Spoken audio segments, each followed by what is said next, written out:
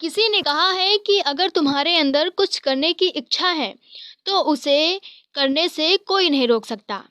John rebelling नाम का एक इंजीनियर था।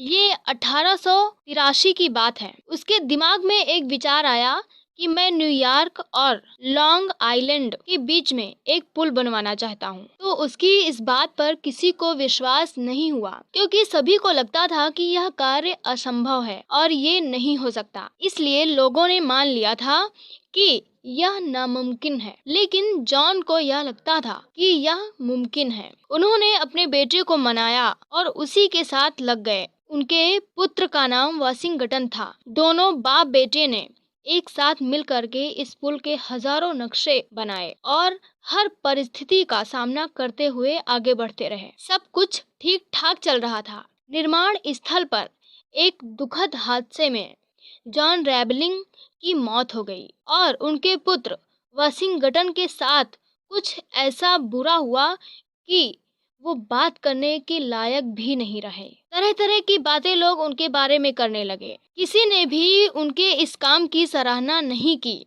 यहाँ तक कि कुछ समझदार लोगों ने भी कहा कि इनको अब अपना बोरिया बिस्तरा बांध लेना चाहिए और यहाँ से चले जाना चाहिए, क्योंकि ये काम नामुमकिन है। ये कार्य नहीं हो सकता, एकदम असंभव है। शारीरिक अपंगता के बाद भी वाशिंगटन परेशान नहीं हुआ और इतना होने के बाद भी उत्साह और लगन से अपने पापा के सपने को पूरा करने के लिए लग गया। और यहाँ तक कि वाशिंगटन का पूरा शरीर खराब हो चुका था, लेकिन फिर भी अस्पताल में लेटे हुए उनके माइंड में एक आइडिया आया।